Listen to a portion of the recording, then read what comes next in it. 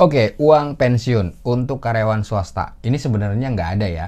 Di undang-undang nggak ada istilah uang pensiun. Yang ada uang pesangon karena PHK dengan alasan memasuki usia pensiun. Jadi ketika seorang karyawan memasuki usia pensiun, perusahaan bisa melakukan PHK terhadap karyawan tersebut. Dan akibat dari PHK-nya, karyawan yang bersangkutan mendapatkan uang pesangon. Dan bukan cuma uang pesangon aja ya, tapi juga dapat uang penghargaan masa kerja. Jadi bukan uang pensiun istilahnya, tapi uang pesangon. Uang pesangon diperoleh karena karyawan PHK, dan PHK terjadi karena karyawan memasuki usia pensiun. Jadi nggak directly dapat uang pensiun, nggak secara langsung dapat pesangon karena usia pensiun, tapi ada tahapan dan syaratnya. Masuk usia pensiun dulu, lalu PHK, dan dapat pesangon.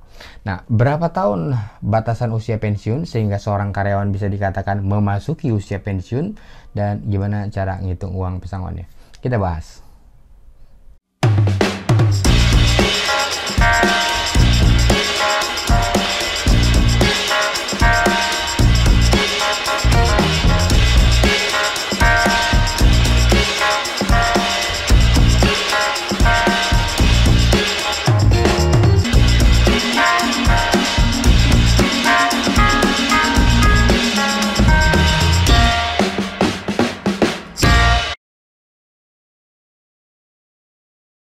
Nah, ini di regulasi ketenagakerjaan nggak ada aturannya yang secara tegas menentukan kapan seorang karyawan itu memasuki usia pensiun sehingga dia bisa di PHK.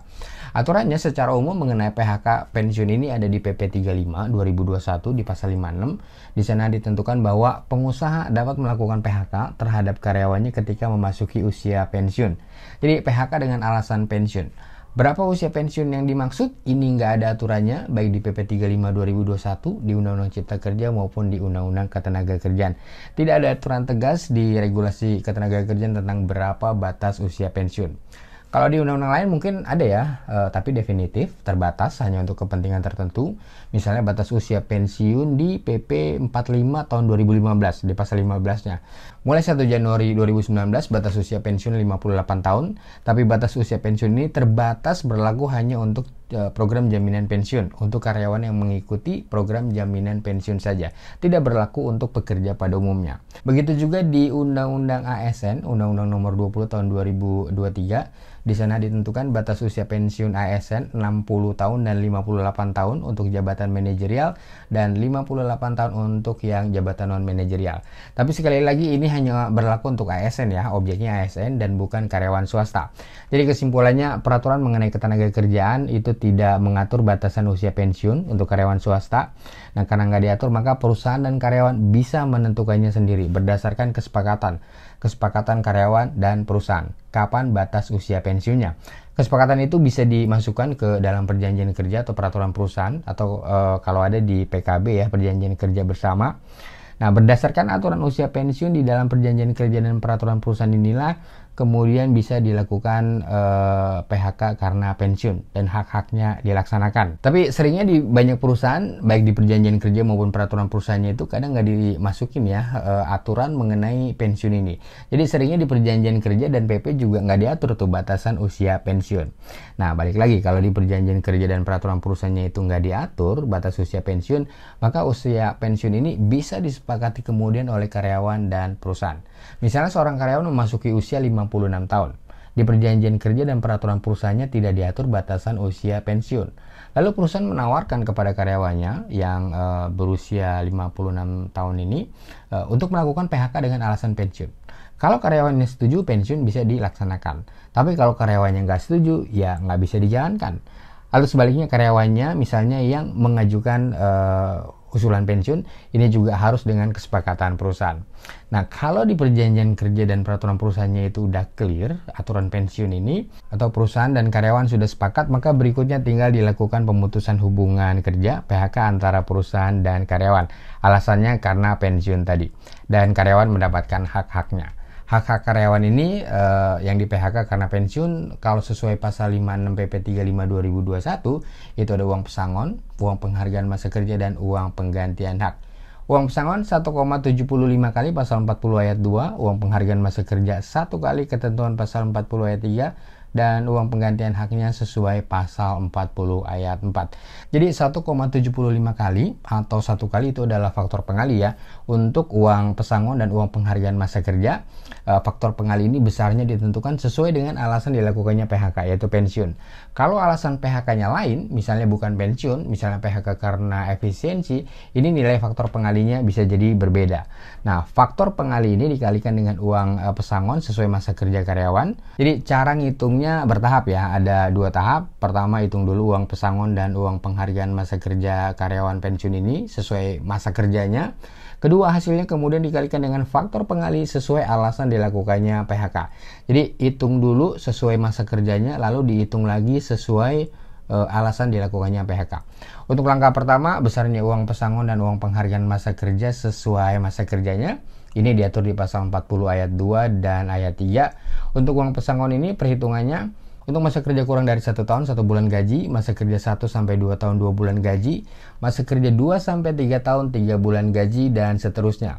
Lalu uang penghargaan masa kerja untuk masa kerja 3 sampai 6 tahun 2 bulan gaji, 6 sampai 9 tahun 3 bulan gaji, 9 sampai 12 tahun 4 bulan gaji, dan seterusnya.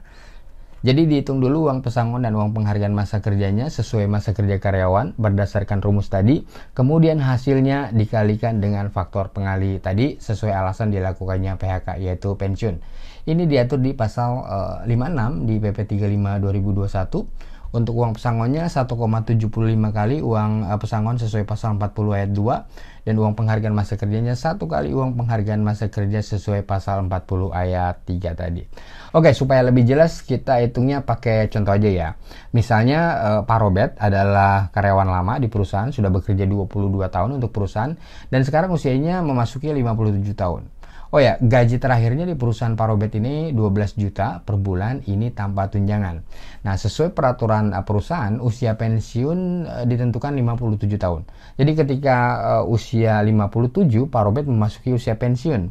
Dan karena memasuki usia pensiun, Pak Robert bisa di PHK oleh perusahaannya. Dan sebagai konsekuensi PHK tersebut, Pak Robert berhak mendapatkan uang pesangon, uang penghargaan masa kerja, dan uang penggantian hak. Cara ngitungnya, pertama tentukan dulu uang pesangon dan uang penghargaan masa kerja Pak Robert sesuai masa kerjanya di perusahaan 22 tahun. Kalau sesuai pasal 40 ayat 2 tadi, khususnya huruf I, karena masa kerja Pak Robert sudah lebih dari 8 tahun, maka uang pesangonnya adalah 9 kali gaji. 9 kali gaji berarti 9 kali 12 juta sama dengan 108 juta rupiah. Sekarang uang penghargaan masa kerjanya. Kalau sesuai pasal 40 ayat 3, huruf G, karena masa kerja Pak Robert 22 tahun, masuk kategori masa kerja antara 21 sampai 24 tahun. Jadi uang penghargaan masa kerjanya 8 bulan gaji. 12 juta dikali 8 bulan gaji sama dengan 96 juta rupiah. Tapi ini belum final ya, karena sesuai pasal 56 hasilnya dikalikan lagi dengan faktor pengali berdasarkan alasan PHK. Jadi harus dilakukan lagi perhitungan tahap 2 dikali faktor pengali sesuai alasan PHK, yaitu pensiun. Kalau sesuai pasal 56, untuk uang pesangon ini dikalikan lagi 1,75, jadi totalnya 189 juta rupiah. Untuk uang penghargaan masa kerjanya dikalikan lagi dengan 1, jadi tetap 96 juta rupiah. Totalnya 285 juta rupiah. Itu tadi cara ngitung uang pesangonnya kalau pensiun. Semoga mudah dimengerti ya caranya. Nah, buat teman-teman yang mungkin mau ngitung-ngitung sendiri uang pesangonnya, persiapan kalau nanti pensiun, teman-teman bisa pakai tabel rumus Excel ini. Ini adalah rumus menghitung uang pesangon dan uang penghargaan masa kerja untuk PHK. Jadi tinggal masukin aja lamanya bekerja, faktor pengali, dan gaji terakhir. Nanti akan keluar estimasi uang pesangonnya. Teman-teman bisa dapetin tabel rumus Excel tadi. Download aja, linknya ada di kolom deskripsi. Silahkan di-download. Demikian, semoga video ini cukup menjawab beberapa pertanyaan teman-teman ya seputar uang pensiun. Sampai jumpa.